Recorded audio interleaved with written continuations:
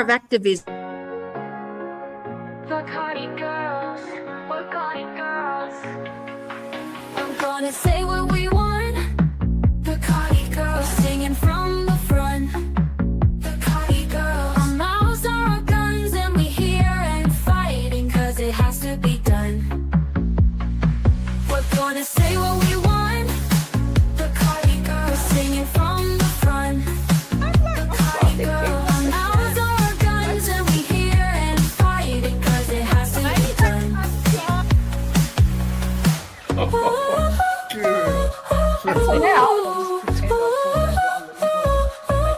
We're gonna say what we want. Brag to your friends like Cardi-Grils, singing from it's like a bit of a free for all, isn't it? Really? what you I think there's an assumption that For a while now, Jodie, while we talk about some of this week's highlights. Yep, absolutely. We're gonna say what we Like want. The Carlton, Cardi-Grils. We're singing from the front. The Cardi-Grils. Our mouths are our guns, and we here and fighting, cause it has to be done. Hi, Hello, hello. how are you? Is it I'm hot? all right. How are Are you? you hot in Adelaide? We are getting hot. We were warm to middling at the moment. It was 27 here where I am today in the Oh, that- Adelaide Hills. So probably what it was hot down in the city. Yes. Yeah, very pleasant. That's a good temperature, Oh, isn't it's it? not, it feels a little bit more Christmassy now. Yes. Up until the last few days, it's been feeling like we were pretending, but so much so that I went to the op shop today and bought Oh, let it snow. Let It Snow. Let it snow. Let it snow. Let it snow, so that I can thrill my grandchildren with sparkles. Oh, that's Oh gosh! and the dog. Oh, my dogs are barking. That's embarrassing. Sorry. Oh God. Got a visitor. Santa. Yeah. My son has come to pick something up, and they've stopped. That's good. Sorry, because the one who's got dementia. Once he starts, he doesn't stop. Oh, really? He forgets why he's barking, and then he keeps barking. It probably So feels good. Oh, it gives him something to do. Yeah. Hey, you said you might be coming to Adelaide. Yes. So, next March, you've got the Fringe Festival on, and they're having a Power of Activism Day. So, at the moment, there's going to be some really good speakers. It's sort of going to go all day on the 8th. So, it's a step into a day of courage, creativity, and connection through film, photography, music. It'll be a great day. And so far, the confirmed speakers, they've got David McBride's lawyer, Eddie Lloyd. Yeah. Oh, yeah. Because they're still fighting to try and get him out. Yeah. Yeah. It's terrible when you get locked up for telling the truth. But anyway, so I think Jodie, who's I've been working with and talking about this, she'll come on the show in January to give everybody a really update on it. And then I don't think you have to buy tickets because I think it's a free event. So does it say where it's being held? I think it's at Burnside Ballroom. Oh, that's nice. Yes. From 12 lunchtime to 10 p.m. at night. Yep. Very nice. Day of courage, creativity, and connection through film, photography, dance, poetry, music, artists, and activists unite to celebrate the art of change. So, so I think it'll be a really, really good day. So, as the end of it says, every action counts. So everybody doing their little bit. That's must help waking everything up. Yeah. So, every bit. I don't think all the freedom people that are speaking, it's not really freedom, it's truth speaking. I think it's all really worth it. People must be waking up, surely. I think they are. This digital ID palaver is going to wake up lots of people. And as Michael was saying earlier, sorry, Kelly's just sending me a text message. And very professional. Here we go. Kelly has just sent me this message. I shall read it. This may be the last Cardi-Grils show on Facebook. Yeah, not the last show, just on Facebook. No. Just the last show on Facebook if they demand digital ID from us. Yeah, Michael is already censored on Facebook for not giving them the facial recognition video. Well, I won't be giving them a facial recognition video either. I wonder if anybody's given them a photo of their bum. Well, What about a photo of my cat's bum? Yeah, that's right. Exactly. That'd be really good. Yeah, so we'll still be doing our show, we just may not be streaming to Facebook. No, they have to look at it Rumble or Twitter, somewhere else. Yeah, because I agree. If Facebook are going to be this, seeing he's got 7 yachts, I heard today, 6 or 7 yachts. What's his name? Zuckerberg? Has he? Yeah, yeah. What's he got 7 for? What do you need 7 yachts for? Seriously. Anyway. So, yeah, they need to be brought back in line. But maybe it's not him. It might be our commissioner, safety commissioner. Who knows? It's either going to be a massive wake up for people, which I think it already is. And my husband was saying, what about the kids that are 15 and a half and are already on social media and they rely on it for their what I want to know, their social life, what's going to happen to they know those what their birth date is? I don't know. Sorry, I'm scratching my head. I got bitten. That's the other exciting thing that happened to me is I got bitten by a white-tipped spider. And about this time every night, I just start getting a bit itchy. So I'll try not to think about that. No, don't think about it. Step on it next time. Well, I'm saying on stepping on it, there's certain things that we don't step on. The most important little things buzzing around that we need. So we tracked down Simon from the B-Man. I've got him in my phone as Simon B-Man. So can Simon B-Man come in? Thank you, ladies. Thank you, Kate. Hello, Simon. Thank you, Simon B-Man. I've got you down as Simon B-Man in my phone.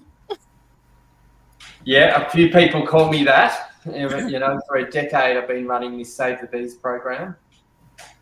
So what got you into? Oh, sorry, we better talk. I'll just quickly explain. If we have a question, we just hold up our spoon like that. Hang on, get it. So if you're talking and one of us thinks that we'd like to ask you something, we'll hold up the spoon and then you pause at the soonest opportunity and we'll ask our question. And you might get audience questions too. And we do get audience questions too sometimes. It's just to stop us from talking over the top of each other and thus causing confusion amongst the viewers. So I'll sit here quietly and you two chat because you know Simon and you know what he's about and you teach me things that I don't know, please. My first question, did you have a win on the Melbourne Cup? I actually missed the Melbourne Cup this year because I was out, doing bee swarms. It was swarm season and I took my son to a surf and I came back and I missed it. I saw that it was the female jockey won. That was all my family were talking about when I missed the sweep. Oh, right. Okay. Oh, well, you were working. I mean, I don't think I even watched it. So there you go. I think I heard it somewhere that the female jockey had won again. So that was good. Yeah. I went on the Saturday after, my son was desperate to go, but it rained for the whole event. There was a DJ playing called Fisher. I don't know if you know the younger age group. And it got flooded out for me, but my son had a good time. Oh, that's good. That's good. So what took you into the world of bees? So I, by mistake, probably started Save the Bees. I guess it was over a decade ago. There weren't that many of us, and it was such a real struggle to get a hive. But I found one off eBay, or I met this guy in a Polish guy under the Westgate Bridge, and he said he brought in these special queens that he got genetics from Poland or something.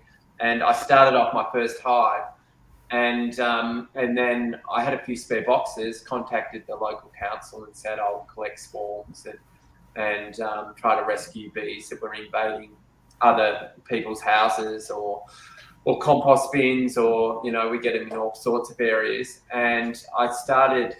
That would have been when social media was starting, and it was amazing. I was so obsessed. I was reading books. And then I'd find the authors of the books and I'd ask them questions. And it was just, so amazing at the time. And in the past, my hobbies had been surfing and fishing. And the fishing was always a bit, smelly and baiting. And then all of a sudden I'm around flowers and the perfume of the bees. And they really lifted me out of the hole. So I went on a mission to rescue bees from there. But it wasn't long, the followers sort of started coming up, and I guess I became a platform for people to whistleblow. And I'm probably similar to you ladies in a way where I don't back down from the truth. And it's interesting, that truth has taken me on a big journey, and I don't know how much you know, but I've been fighting a court battle for over a decade now, and that is about fake honey entering Australia, or you would say probably more likely, imported blends that are really low quality, that are affecting every authentic beekeeper out there. Actually, do you call that flavoured honey? Well, it shouldn't be called honey at all. I know at some stage they tried to sneak in vegan honey, and they had some problem. They had to spell the name different of the honey. But as the testing's got better over the years, they've really caught them out. And I think it was in about 2014, I got vindicated because a new type of testing came out called NMR testing, and they found out that I think 80% of the supermarket imported stuff was fake. And so, according to, what my lawyers at one point, I shot the gun too early when you meant to have the test results first. But if back then, now it's a bit different. I used to write a lot, and it was more journalism. Now you've sort of got to articulate your thoughts. But it was, back then it was more like rhetoric anyway. But I was happy to call out the brands that I didn't want people to buy, and I've sort of continued that mission. And I was ranking honeys out of 10 throughout the year, and I've put up a few people doing the importing again, and I've had some legal letters in the last year in regards to that as well. Is there an organisation like like they have a wheat board? Is there a honey board that actually oversees all of this? I'm glad you asked that question, because as we've learnt, that the government gets intertwined, and the insect or the pesticide industry is intertwined. And if anyone, listeners, could be bothered, go and have a look at it. It's called AHBIC, AHBIC, on Google. And you scroll down and you see strategic partners. The first one is Crop Life, and you think, oh, who are Crop Life? And then you click on them, and then it says Roundup, glyphosate, and the lies. And then they're trying to tell you that Roundup is fine, and that you've probably seen it. Sunlight's more dangerous than Roundup. Bacon's more dangerous than Roundup. And so all this propaganda is on the honeybee website. And so that's part of the reason. That's why I started Save the Bees, because I reached out to AHBIC and I said, there's a pesticide issue in this area. All these beekeepers have been asked to move their hives out of Melbourne. Why don't you fight for the beekeepers? And he said, oh, we've got to think of all industries, not just the honey industry and the bee industry. And I said, but aren't you meant to be the voice for bees? And so at that time, I realised bees didn't have a voice. And then so I'm probably a thorn in the side of AHBIC and the well done.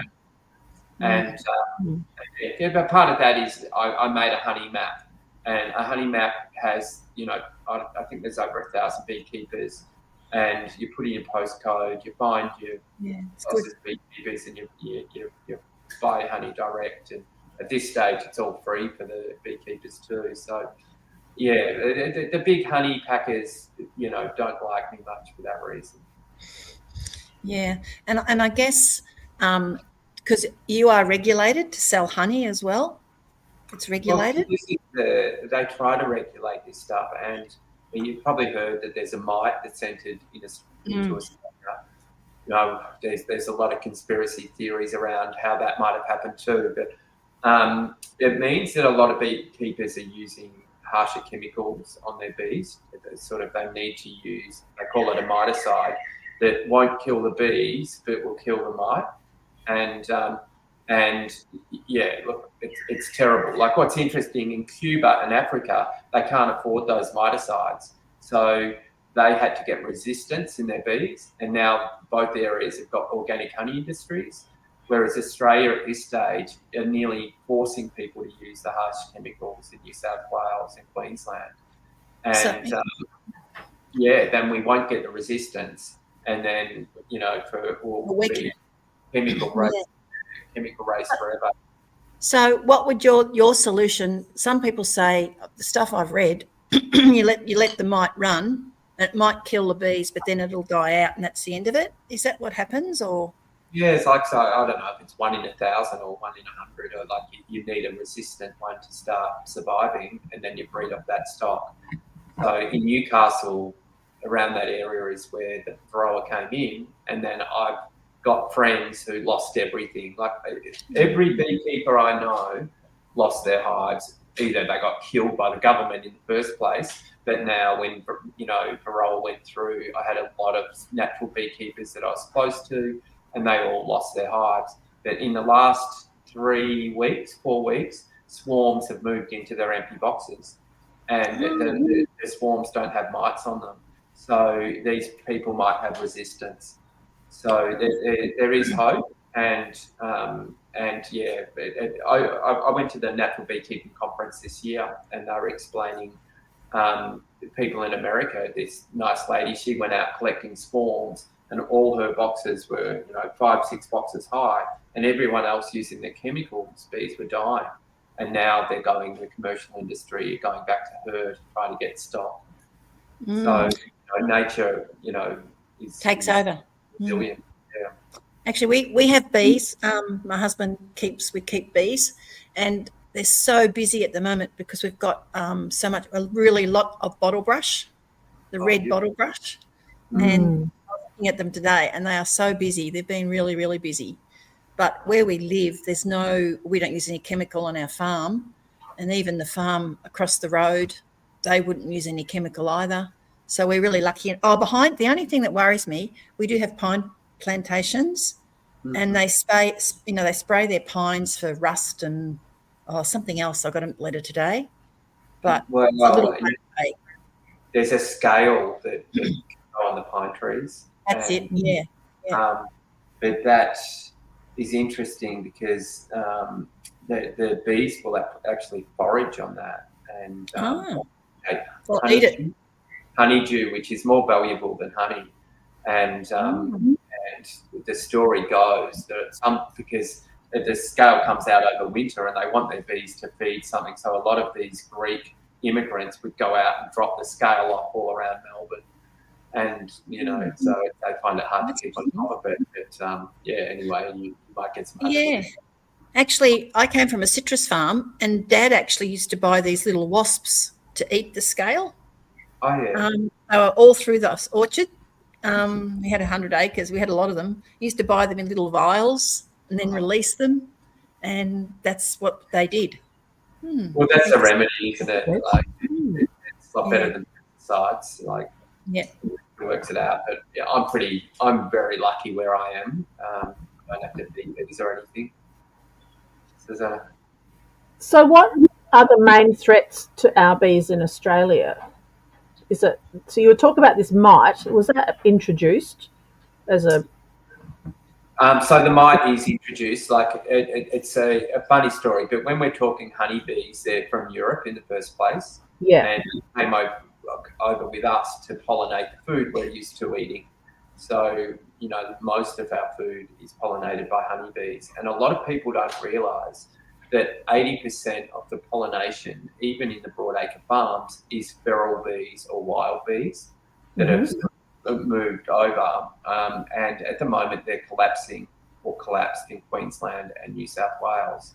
And even though these big farmers are paying for beekeepers to come out, they're still not getting the pollination. And when New Zealand had varroa hit, you could see their GDP dropped like 10 or 15%. Just on the back of the wild bees not being the pollinators. So the biggest threat definitely at the moment is varroa. But if we want to talk Indigenous bees, there's terrible things happening for Indigenous bees all over the place, like land clearing and pesticide use. Even broadacre farms themselves, like technically you shouldn't have to put bees on trucks and do the pollination, but because of the way we farm food now, they have to do that. But I think you girls would have seen a little bit what's happening in Queensland, where they've split it up between Currumbin and Sanford in Brisbane, and they're attempting to cover the whole area with poison. Like it's just so ludicrous, and it's mandated. Madness. Follow the money, I reckon. Follow the money. We know why. This has been lobbied for by the Invasive Species Council to get fire ants. I had a conversation with them because I went to the Senate inquiry. I then thought, who's behind this? I got onto the two heads of the Invasive Species Council, and it was probably, we weren't on video, it must have been a conversation like this. And they said, we don't like honeybees, Simon. I'm like, oh yeah, we're happy varroas here. And I'm like, oh, well, your food's expensive. And I said, what about Indigenous bees, like the blue-banded bee? And they said, Indigenous bees? I said, yeah, have you surveyed these areas for Indigenous bees?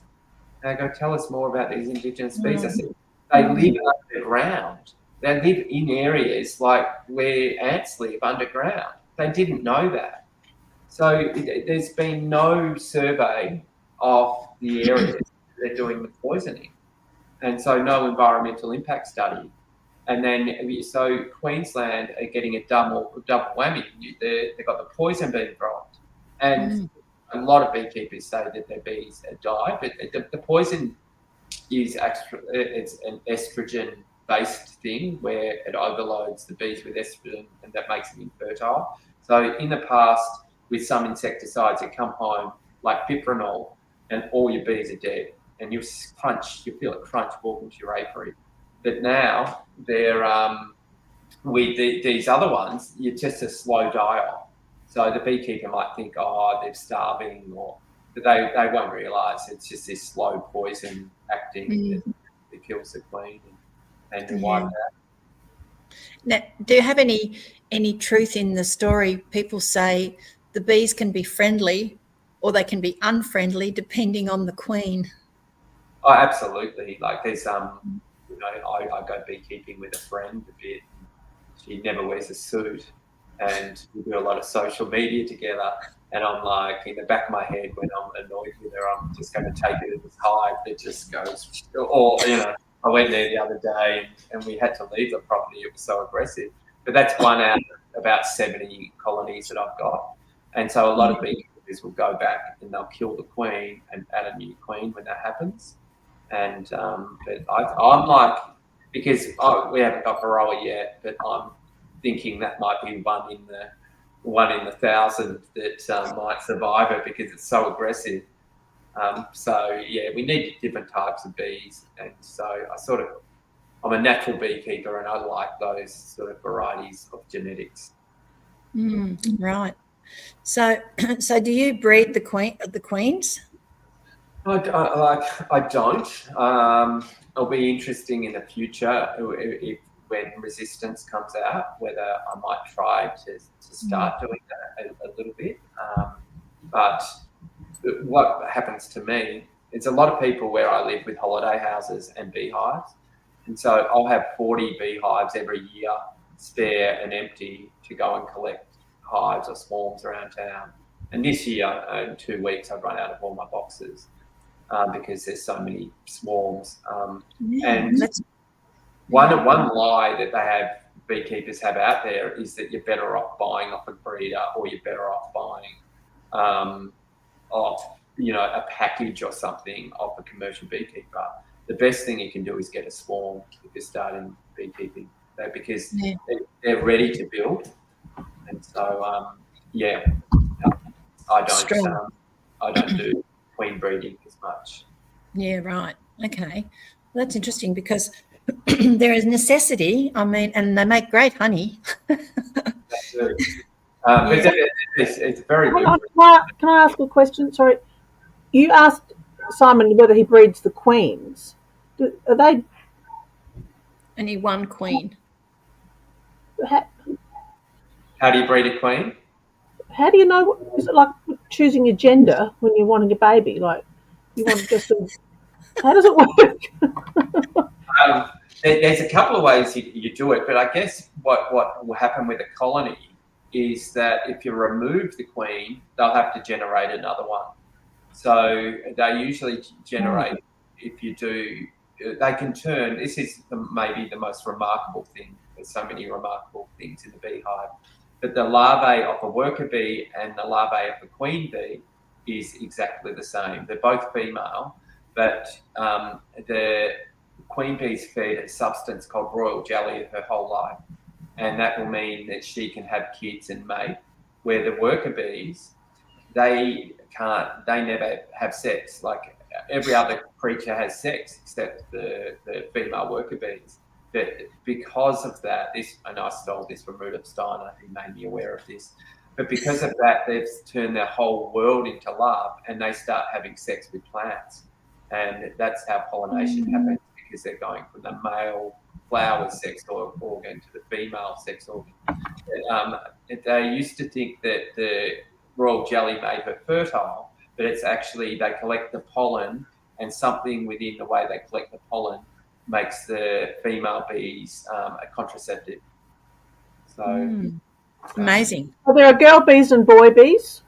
There are drone bees. So there's 3 types of bees in the hive. The drone bees, which is the men, and the men. Right. Yeah, they don't do much work. They don't do any work. They've actually been sort of made redundant, other than being able to breed with the queen. And so the women treat the drones so well in spring that come winter they all get kicked out of the hive.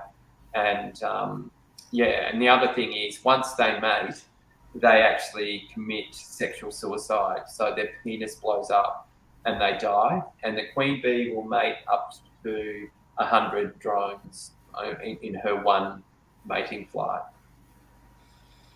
God, thank God I'm not a queen bee. Or a drone. Or a drone.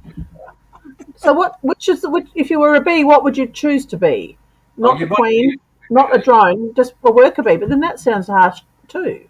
It is harsh because you're only alive for a fraction of the time. A queen lives for about 6 years, and then the worker bees, like over summer, might live for only 2 months or less, because they work so hard. But I guess they're living life fun.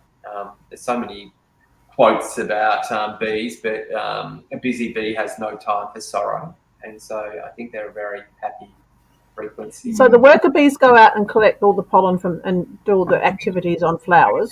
Yep. The drones just sit around waiting for the queen bee to say, "You're on, time, job's on." Yeah. And the queen has the babies. Yeah, and the queen's probably the hardest job in a way, because she has, during spring and summer, about 2,000 eggs a day. Amazing, isn't it? And she doesn't leave the hive. She only leaves the hive once or a couple of times in her life. First time will be the mating flight. And then if the hive, after a year or 2, is doing really well, she'll actually take half the numbers and try to find a new home and leave her daughters the home. That's when you get the swarms. She's taken off. Yeah. And so what? Sorry, this is fascinating. So if can she? When you say you breed a queen bee, so does that queen bee who has all those little baby bees, are some of them queens? They have, the workers decide whether to make them queens or not. So the workers, it's a democracy. So it's a hierarchy system. But the people are ruling. The workers are ruling. It's not like the queen rules the hive at all. In fact, if the workers get a scent that the queen is running out of eggs, they will cuddle her to death. It's called a murder ball or a cuddle death, where 20,000 bees or 5,000 or whatever crowd her. They'll heat her up to die, but just not enough to kill themselves. Wow. Incredible. That's just remarkable.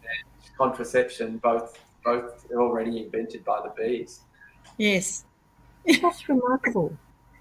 Yeah. I know. Wow. Okay, so me poisoning my weeds on the driveway with Bunnings Right. brand Glyphosate. organic weed killer is no good. Well, I don't know about an organic weed killer. I doubt that it's organic. No, There is a product out there called Slasher. I think yeah, it's organic. Is that one all right? I think it's the better one, but Okay. I think that's what I've got actually. Yeah. I tried to do a collaboration with them, and so I had a big chat to those guys, and they were just saying that you wouldn't spray it on an insect because it would burn. I think that's how it works. It's like, it's like hard vinegar or something. It smells like vinegar, but they said it wasn't vinegar. But Yeah. Because Well, I'm always very careful with it and just use it on the driveway where the weeds just will not come out. And I always do it on a day when it's not windy and get down really low, and But I still, have you got bees in your garden? we've got wasps, lots of wasps, European yeah. wasps. Yes, there are bees. Yes, Yeah. yes, definitely. But yeah, I always tell people to let the weeds flower as food for bees, and like mow your Yeah, lawn. no, Because some yeah, I'm weeds feeling you a can bit eat. guilty.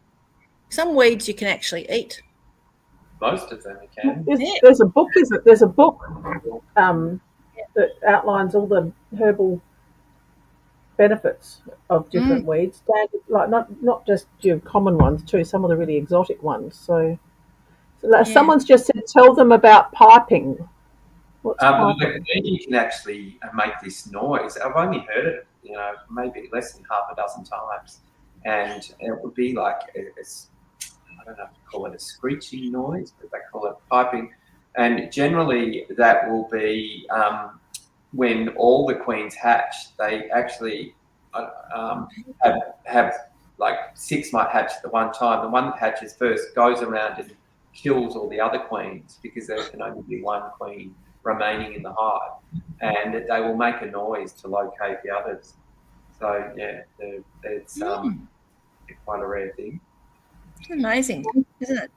They truly are. They're Well, they're like for me, it's a gift from the heavens, and the whole hive itself is healing.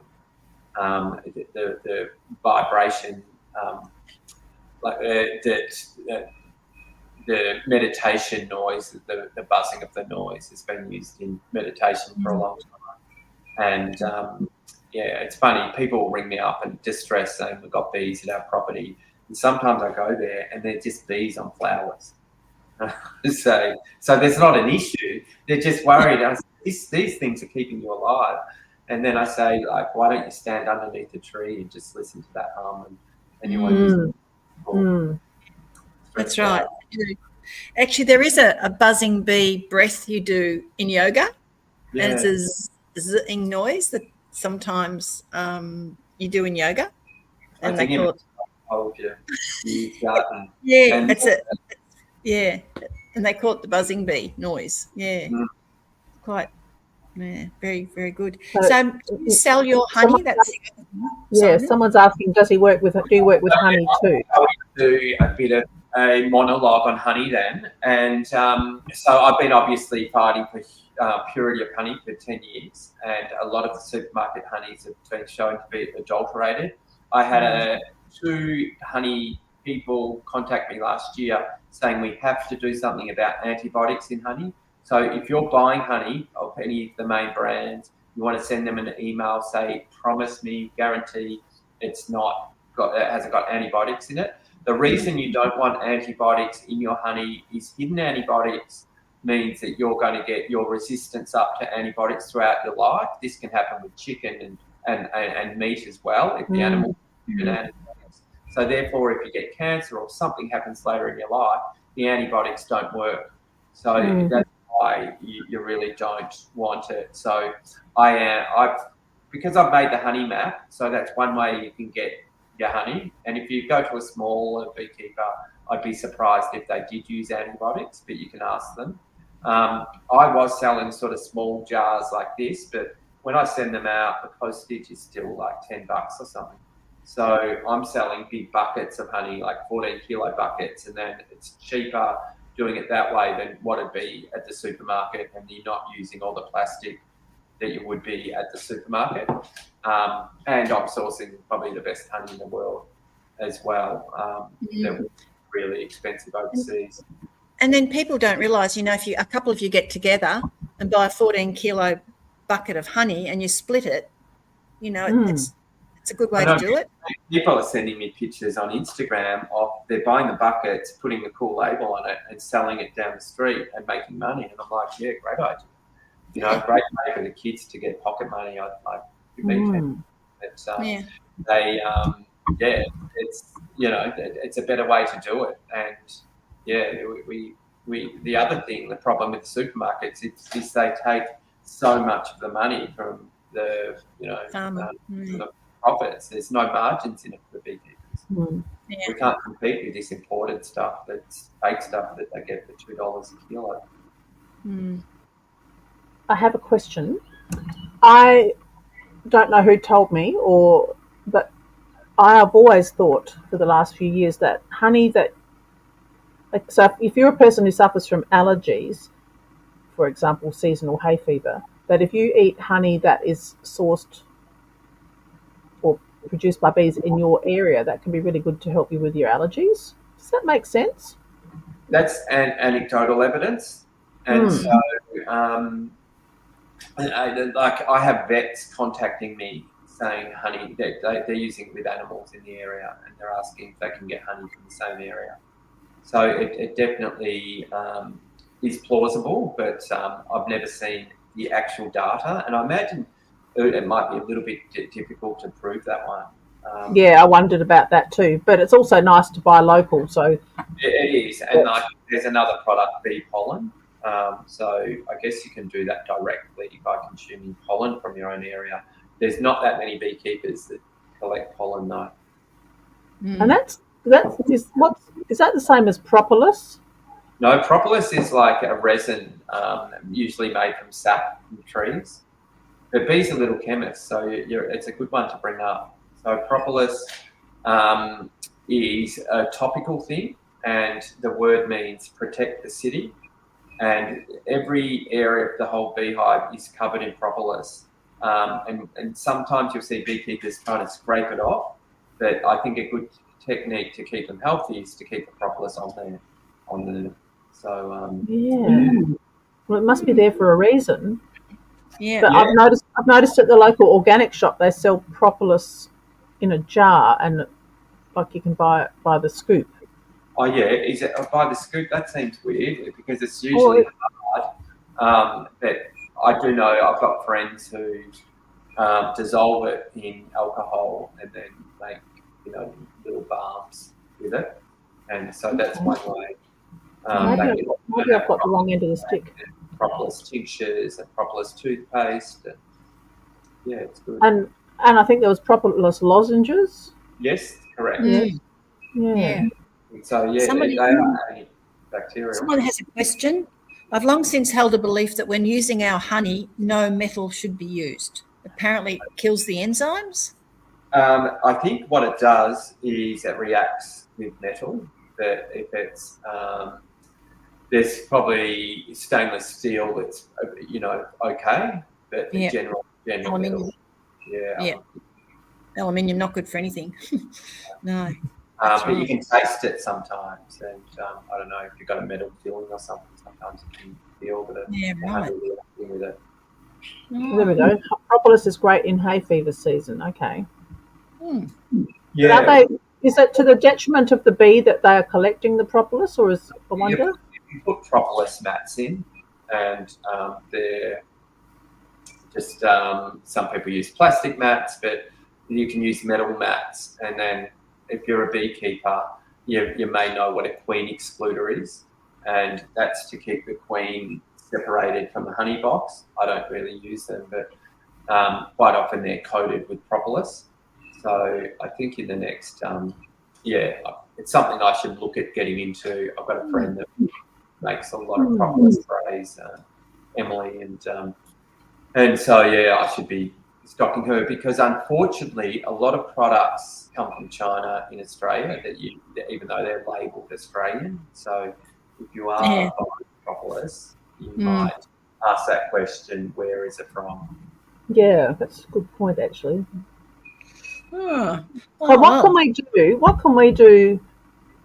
As you just mentioned, that slasher instead of Roundup, if people are poisoning the weeds, which I mean, there are some weeds that have to go. Obviously, there was a lady who put a post down here saying that she keeps a lot of weeds along her fence line to feed the bugs and the bees, and I understand. Yeah, weeds you can have some weeds, but when your garden starts getting overtaken by them, are we allowed to use slasher, or would we be not to?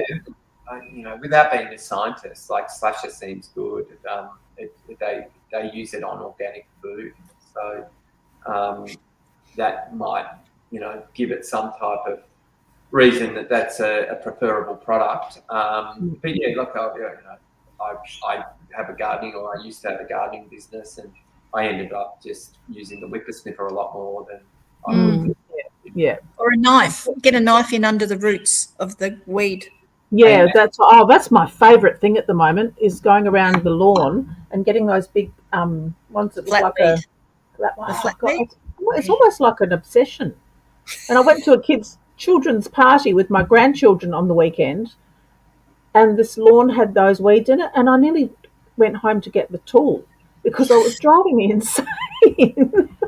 Like it's a flat weed. Yeah. Oh, it's really good therapy. It's like, I don't know, it's really good therapy. Sorry, I changed the subject. Sorry. And yes. In the front of the beehive, sometimes a lot of weeds will grow, and you've got to deal with them. And I'll put something, down. I don't know, an old bit of carpet or something to stop the weeds from growing up. Yeah. Into the hive. Yeah, yes. And so you were saying earlier there was a petition, signing a petition. Did you say? The fight at the moment that we're fighting is the fire ant poisoning program. That's what petition's about. Yeah. So I've got another one, honey laundering and fake honey coming into Australia, and it's got 304,000 signatures. And Senator Rennick, took it to Parliament last year and tabled it. And I don't know, you guys would know all about this probably because you've probably been activists yourselves. But I was like ringing up the team saying, so what happens now? And they said, well, it's not a referendum. And it's like 300,000 signatures and nothing gets done. But in saying that, it shows you how many people I've reached with that message, and hopefully every local beekeeper is benefiting in some way from campaigning hard. All you can try and do is tell the public and don't buy the honey. That's probably. I did that very successfully, and to the extent that when I was going through that battle, I could see when one of my articles went viral, the share price would go down. And I started at $22 and then went down to $14, and it was quite hilarious, that journey. Yes. And then so that's still going on in the background a bit, but like you would think that they'd wake up and say, all right, we'll stop importing honey. That's right. It must be so lucrative that let's keep doing it and just sue Simon and his mates every few years. Yeah, and it's money. Sorry, money. Sorry, I was going to say it's money. It's all about money. Yeah. My cousin, Kate, it was Lisa that we had on talking about the Liberal Party earlier this year.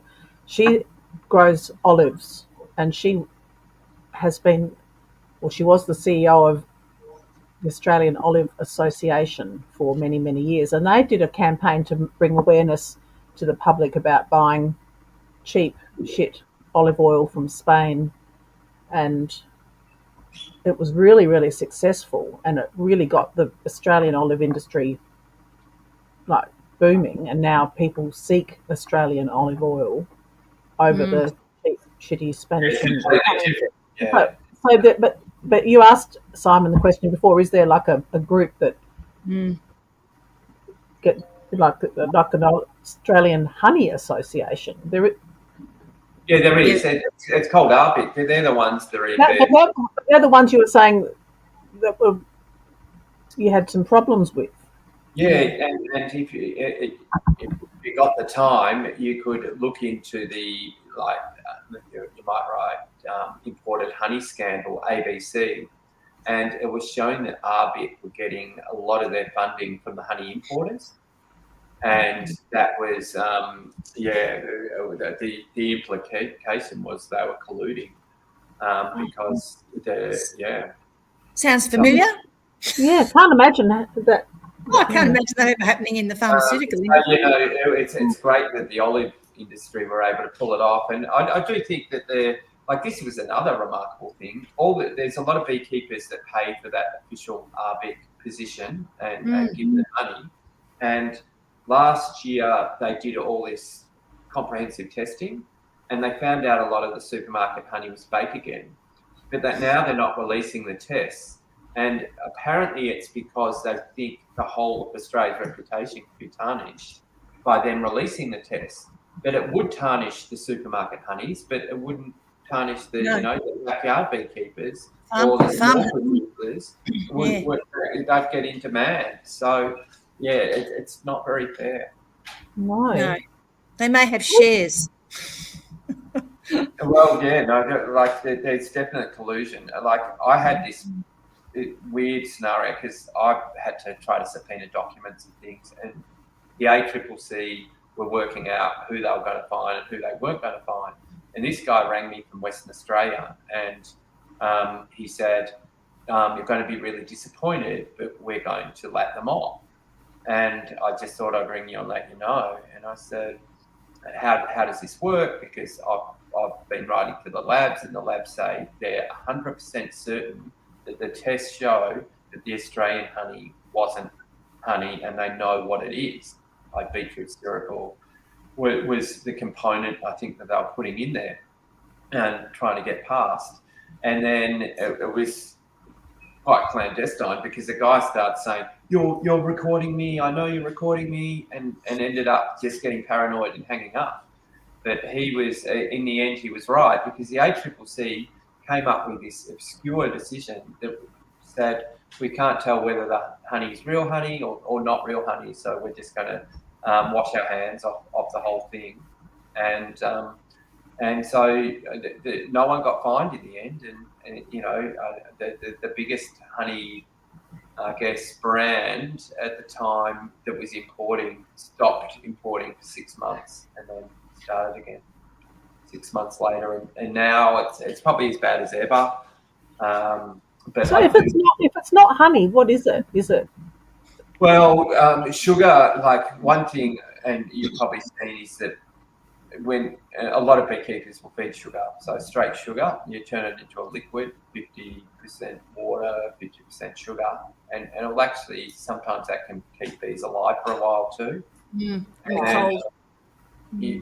So a lot of beekeepers use sugar, but the other thing is corn syrup. I think sugar. So some beekeepers use that, and then so feeding your bees, I guess, is causing fake honey. But I think the other thing they do on occasions is mix something cheap like beetroot syrup in with the honey. Beetroot. Yeah, they call it root syrup. I don't know. It usually comes from China. Bees are a little scientist, and there was a thing that went viral a couple of years ago where there was this blue honey coming out. I think people were in Denmark and they couldn't work out why it was blue honey, and then they worked out he was near an M&M factory, and all the blue syrup was floating down. Was getting thrown out at the back of the factory, and the bees were foraging on it. Wow. And then I had a situation where there was this area where I didn't think there'd be honey at all, and it was the wrong time of year for honey, but it was completely full. And it was, I when I tasted the honey, it tasted like Pinot Noir. And then it was ended up the guy had been dumping all these crushed grapes at in this back paddock, and the bees had been foraging on it. And it didn't come out like normal honey either. It was sort of a bit, I guess. Boozy. Syrupy. They should have made a mead out of it. That would have been great. That would be honey wine. It was red in colour and not like any honey. Wow. That's good. Oh well, I suppose we better wind up. Yeah, before we get kicked off. Thank you, Simon, for so much, and I hope people will go on and buy your honey that you provide. And because honey from different areas tastes different too, which is great. With honey. There's so many different varieties. I think eucalyptus honey is the best. A lot of people ask about Manuka honey. Yeah. Yes. All right. So Australian Manuka is a lot better than New Zealand Manuka for a few reasons. In New Zealand, they've only got 1 or 2 varieties. We've got something like 86 or 93 or something. Oh, Manuka trees. But you might go to Discount Warehouse or somewhere and you might see expensive Manuka honey behind, the counter. Never buy that. Try to buy direct off the beekeeper when you're buying Manuka. I tell people to buy this one. You just have to Google Medi Jelly. I've hung out with these people a lot and visited their trees, and their name's Peter and Aspen, and they just have the authentic stuff, and they think if they can go direct to the public, they can give a high quality product without having to go through, the middleman. I think we need to do that more than that. Yeah. Oh, that's great. And with Manuka, it's like a medicine. It's not like a table honey. So this honey here, that is ironbark honey. So eucalyptus is usually the nicest to eat and the best for your gut bacteria. But nearly all honey is good topically if the kids get burnt or sunburn or bites. Honey works really well. Yeah, great. And so I didn't answer, but bee venom is becoming a very popular healing modality, particularly in the US. And they're healing Lyme disease with it. I think in Australia, a lot of people suffer from Lyme disease, but our government don't want to acknowledge it. So, watch this space because there's a few friends that have studied bee venom overseas that are going to start up in Australia. It's a bit underground at the moment. Someone's asking for the link for Medi Jelly. I'll type it in there. I think medijelly.com. Here it is. Kelly's just put it up, I think. medijelly.com.au. Yeah. Well, everybody listening, go buy everything direct. Don't buy it from the supermarket. Yeah, don't buy honey from the supermarket. That's most things. Buy it from your roadside stalls or your... Yeah, exactly. Yeah, well, the honey map, and then, if you go to beesandcure.com, there's bulk honey there. It's antibiotic-free honey. And then at this stage, it's ironbark, but I think there's a beekeeper in Western Australia that's talking to me at the moment, and he's got carry honey, and he's got, he told me he's got 12 ton of it. And he just doesn't want to give it away for nothing to the big packers. But there's interesting. There's a company called Rare, and they buy honey in WA, and they're selling it in Harrods for a jar like this for I think £2,000 or something. So there's money. And WA is the last without varroa mite as well. Yeah, right. Okay. Oh, well, that's great. Oh, well, thank you, Simon, so much for coming on and telling us the story, because it's an interesting story, the bee story. Yeah. It is, and they're having a hard time at the moment, and beekeepers are, so go out. Yeah. So everybody support your local beekeeper. Find out if anyone in your local area is making honey and support them. Yes. And stop poisoning your weeds. I've learned. Yeah.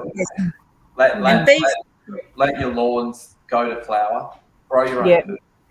Yeah. Oh, I love And it. become a beekeeper yourself. And yeah, thank you. And just before we go, those that tuned in late, this could be the last show on Facebook. Not the last show, but Facebook because of the digital ID. So you would have to go to Rumble or Twitter or wherever. So I'm not doing digital ID. No. No. No. They can Definitely stick it up their flue. Not, Yeah. Exactly. yeah, Well, be free and save the bees. Yes. Thanks, Kelly. We're ready to go. Thank you, Simon. See you soon, Kate. The honey mat will never require digital ID, so you'll always. Oh, good. I'm glad about that. Yeah, go to the honey map. It's great. I've been there. Thanks, Simon. Like, see ya. Historically, we are the debris, forgotten faces, never more to be. Instead of legends fighting for something that had no guarantees, living ghosts we chose to live and die as their worker bees.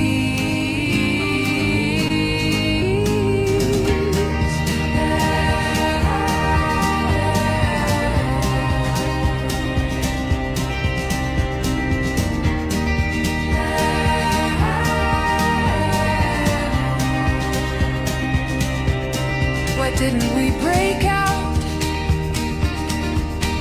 from their hive? Why didn't we follow our own sun to another life? Why didn't we scroll over all their flowers? Brothers and sisters, it's okay to be free.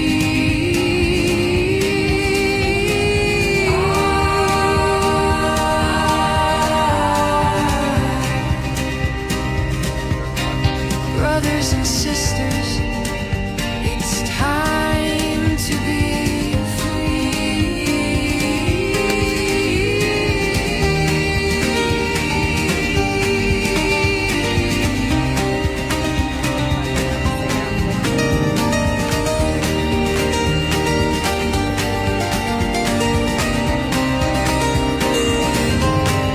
freedom of movement, freedom of thought, freedom to choose, freedom to talk, freedom of religion and association, freedom of the press, freedom to be you, freedom to be you,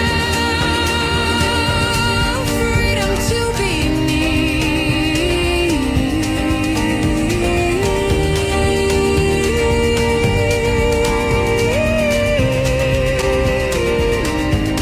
I can feel your secret vibrations like our last fading song.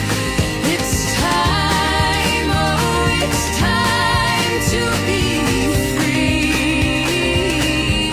I can hear your vibrations like a final human cry.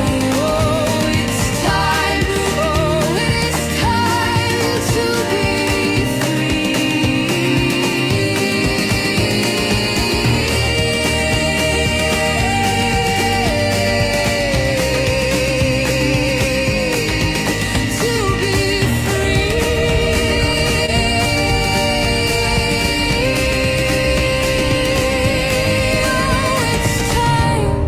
way past time to be free.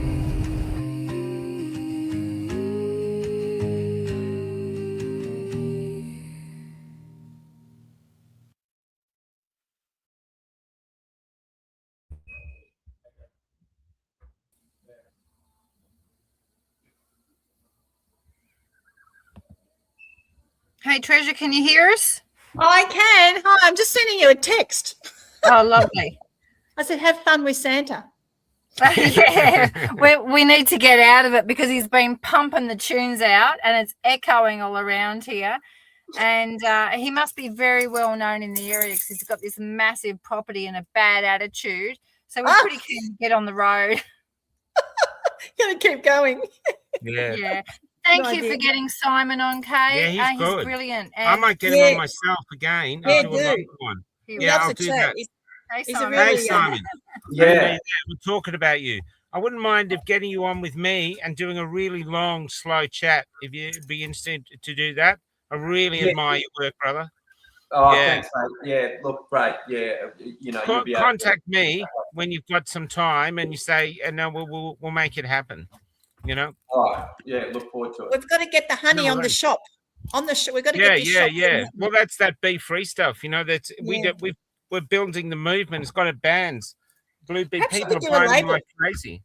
Perhaps And Simon could do it's a symbol of freedom because they don't live in a hive, they don't follow a queen, a rabbit hole, but they still pollinate flowers. So they want to be a part of society. They just want to be an individual. They want to be free. So I think they're a symbol for Australia. Yeah, very powerful. Yeah. You've probably seen that's my the logo on Save the Bees Australia at the moment. Yeah, man. I think it's great, and I think this is something we can win because people get it. People love bees, so I'd love to help any way I can, brother. I do. Yeah. I think your influence on things like the poisoning program. You'll get to poisonings, genocide. I think it's who would wipe out their own food bowl, and it's happening down here in Victoria. It doesn't make any sense. Only if you see it from the side of evil. If you just look from the side of good, just makes no sense. Nothing. No. Same with Desi, same with everything else. Nothing makes any sense. Nothing makes any sense. Yeah, from our point of view, a common sense, decent point of view, only from a point of view of control or takeover or some other nefarious thing. Anyway, we have to get going. We've got a bit of driving to do, so I'll be in touch. All right. Okay. Thanks, Simon. See ya. Bye. Bye.